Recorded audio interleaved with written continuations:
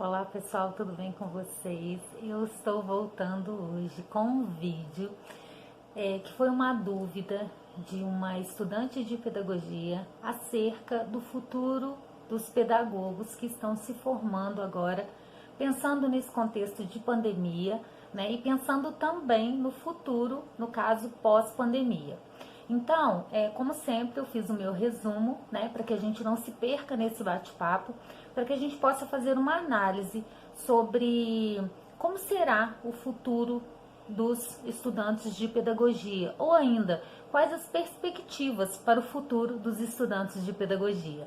Vem comigo! Então, para começarmos, é necessário fazer uma análise sobre tudo que estamos vivendo nos dias de hoje e fazer uma análise panorâmica, né, de como nós chegamos a esse ponto do ensino à distância, do ensino de nós, né, estudantes de pedagogia, de forma remota. Muitas pessoas estudavam antes, né, dessa pandemia de forma presencial, então é preciso fazer uma análise para que nós possamos encontrar ou chegarmos, né, a pelo menos uma ideia do que será possível os pedagogos encontrarem aí nesse cenário pós-pandêmico e que esperamos que seja logo.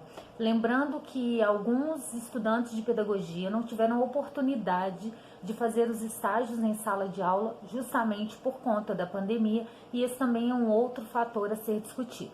Mas vamos lá.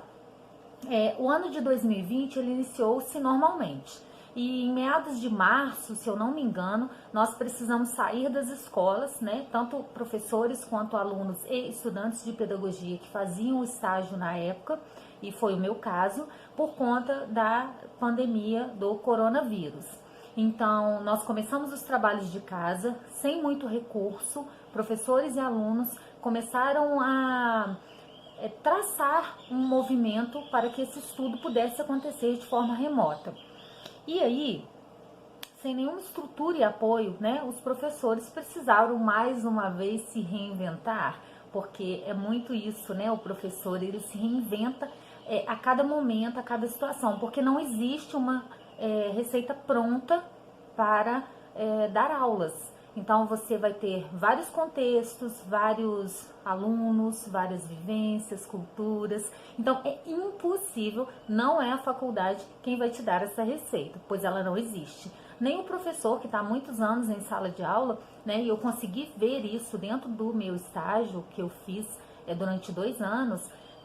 Ele precisa estar ali sempre buscando alternativas e soluções para os acontecimentos que acontecem no dia a dia, pois em cada momento, né, a gente se depara com situações que são diferentes, pois se uma criança de repente aprende de uma certa forma, uma outra criança da mesma faixa etária, ela pode não aprender dessa forma. E como lidamos com seres humanos, a gente sabe que existem inúmeras situações que acontecem no dia a dia, e na escola não é diferente. Então, elas acontecem o tempo todo. Durante esse período, pais e familiares se desesperaram com o novo modelo. Eu não sei se vocês viram, né, nas redes sociais, a gente recebeu muita mensagem de pais que estavam assim, apavorados. E por qual motivo? Alguns porque de fato não dominam, né, os conteúdos, e não dominam no sentido de que sabemos que alguns pais costumam ter menos escolaridade até do que os seus filhos, e isso é muito comum no nosso país. Então, eles têm dificuldade, né, de passar, de auxiliar os seus filhos na execução dessas atividades. E por um outro lado também, é por isso que existe a formação de professores. Então, os pais, muitos não têm a competência que um professor tem para o ensinar, né, o ato de ensinar. Então, os pais ficaram apavorados. E aí, nós ouvimos muito, não sei se vocês viram isso, antes da pandemia, né? Algumas pessoas falando sobre a escolha do ensino remoto no Brasil. Nós ouvimos muito isso, né? Críticas e muitos pedidos em redes sociais, né? Falando sobre esse tal ensino remoto, que as crianças poderiam estudar de forma remota. Só que eu tá, gente, essa é a minha opinião, vejo que o ensino remoto no Brasil, ele não foi muito eficaz. E aí tem vários fatores que colaboram para que ele não seja. O ensino remoto, ele pode sim ser possível, mas uma análise minha, entendi que nós ainda não estamos preparados para esse ensino remoto. Eu acho que precisaria de ter aí um ensino, né, mais aprofundado para os estudantes de pedagogia, para os professores, formação continuada e também um acesso à internet,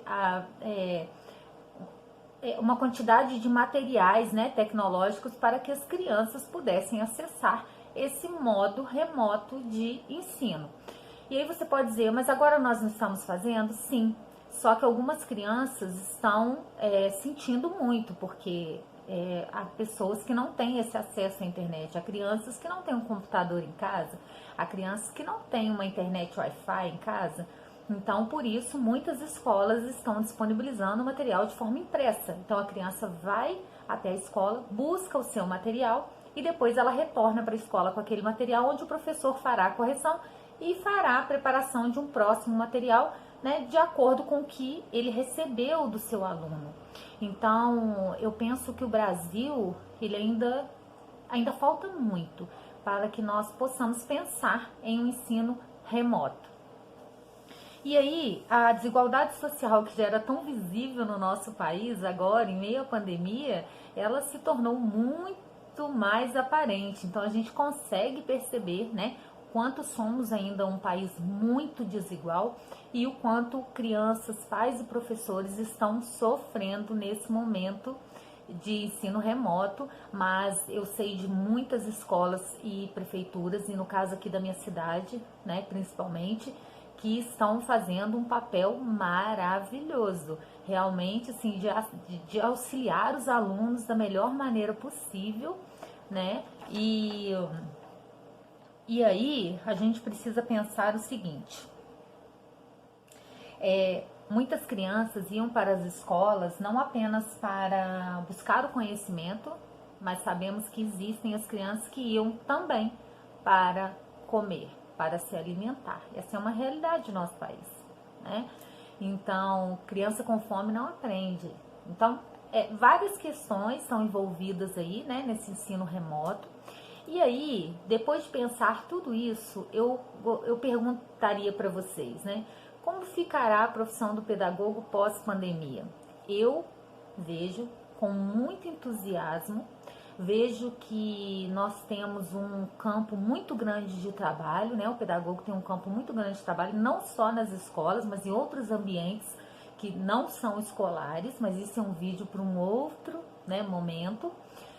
Mas eu digo para vocês uma coisa, eu percebo que o professor é o único profissional que jamais, em tempo algum, ele será substituído. Ainda que todas as escolas fossem ser de forma remota, teríamos que ter um professor por trás da tela. Ainda que reduzidos os profissionais, nós teríamos que ter o profissional. Então, o professor é aquele que forma todas as profissões. Eu vejo com muita importância os professores dos anos iniciais, principalmente os da educação infantil, que é tão desvalorizado no nosso país. Mas independente dessa desvalorização, eu acho que no meio dessa pandemia, dessa confusão toda, eu acredito sim que o professor, ele vai ser olhado, está sendo olhado de uma outra forma. A nossa profissão é uma profissão extremamente importante. Eu não acredito mesmo que um dia a profissão do professor, né, será exterminada. Acredito que teremos muito trabalho, só que eu vou dar uma dica para vocês, que é o que eu estou fazendo para mim. Nesse momento que nós estamos afastados das escolas, estamos afastados das universidades, vamos procurar mais conhecimento. Eu não fico dentro apenas do que a faculdade ela me propõe. Então, quando eu entro no meu ambiente virtual, e tem até um vídeo aqui, gente, falando sobre isso, né, sobre como acessar, como se organizar, mas como eu já estou no final da faculdade, então, assim, eu já entro lá, né, e aí eu vejo algum conteúdo, eu busco fora, eu não paro nisso. como eu já estou no final, eu já tenho procurado por materiais que sejam mais práticos dentro da sala de aula. Eu fiz até um vídeo aqui sobre relatório individual do aluno, porque eu tive a alegria e felicidade de poder estar dentro de uma sala de aula e de construir e aprender a elaborar um relatório individual do aluno. Por isso, deixei o vídeo aqui para vocês. Então, assim, a gente tem que procurar, né, o máximo cursos, e nós temos encontrado muitos cursos gratuitos. Eu até vou deixar aqui para vocês o nome de um IG lá no Instagram que chama-se Lúdico Alfabetizador, da professora. Deixa eu ver aqui, gente, o nome dela certinho. É @Lúdico Alfabetizador, tá? E essa professora, Ediana Richelli, é o nome dela. Ela vai começar agora um curso que chama-se Professor Nota 10. E o curso está assim ele tem uma estrutura muito incrível sobre práticas dentro de sala de aula. Então, se você não conhece, procure lá, @Lúdico Alfabetizador. Aqui no YouTube também ela está, tá? E ela dá também certificado, então você pode utilizá-los nas suas horas ACO. Isso é muito importante, que são as horas complementares que você precisa fazer, né, para que você se forme. Então, isso é muito importante. As minhas eu já fiz lá no começo, porque eu quis ir acabando, né, eu não me lembrei aqui a palavra correta, mas eu quis ir já retirando algumas coisas que fossem possíveis, porque eu sabia que no final as coisas apertam mais, e aí quanto menos coisas você tem para fazer. Então, se você está no começo da sua faculdade, já vá fazendo as suas horas complementares, faça um curso aqui, outro lá, né? Mande para a faculdade, e eles vão abonar as suas horas, e aí daqui a pouco você não tem mais horas complementares. Mas se você ainda tem, ou mesmo quem não tem, esses cursos que eu tenho feito têm me trazido assim muito conhecimento, e que eu acredito que será muito eficaz no meu momento de atuação em sala de aula. A faculdade é um curso de pedagogia, um curso muito teórico, então você precisa buscar vídeos no YouTube que falem sobre o estudo que você está realizando ali naquele momento, né? Busque fora.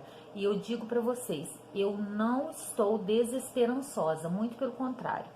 Eu estou me sentindo assim com muita esperança. Eu acho que isso nos move. A gente não pode deixar a desesperança invadir, né, os nossos corações. A gente precisa ter ciência e consciência da nossa importância como futuros professores, pedagogos. Então, não desistam.